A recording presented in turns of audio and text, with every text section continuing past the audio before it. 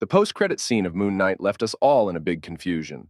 So at the end of episode 6, one more secret gets revealed. Khonshu calls Mark Spector by the name of Jake Lockley. Meet my friend, Jake Lockley. Hoy te toca perder. Wait.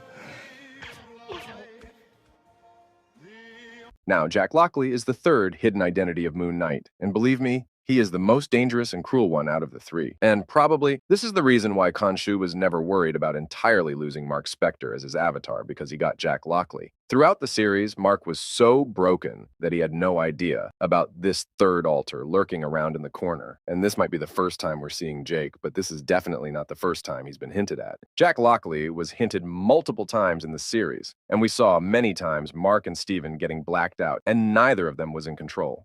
It was all Jack Lockley. You're the one going on a killing spree.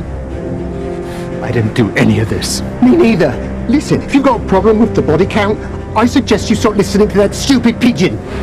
Stay out of my way. If you look at the transition between Steven and Mark, then it always goes smoothly. And we saw that whenever Steven got in trouble, a rough transition happens, and Steven gets blacked out, and people die around him who were trying to cause him damage, and he has no idea about any of this. First, we thought it was Mark Spector, but later, the same thing also happened with Mark. So it was someone else, probably Jack Lockley. When Mark was investigating some adults in Egypt, a rough transition happens, which directly leads to Steven. And he was in a taxi, but they both had no idea how their body got there. So probably someone took control over his body, and by someone, I mean Jack. And clearly, Jack will do all the tough and dirty things that Mark or Steve never will. When Mark is talking to himself in the pyramid at the end of episode 2, you'll notice it's actually a three-sided pyramid that is progressively more and more broken. The third side represents his rage. The one that he kicks out and smashes is actually a tiny little clue to look out for 3 instead of 2. And while racing through Cairo, neither Mark nor Steven knows who's in control for carrying out some of these bloody deeds. One thing to notice here is the transition between the two is quite rough. So somewhere in between, Jake took control over his body and tried to solve the problem in his own way.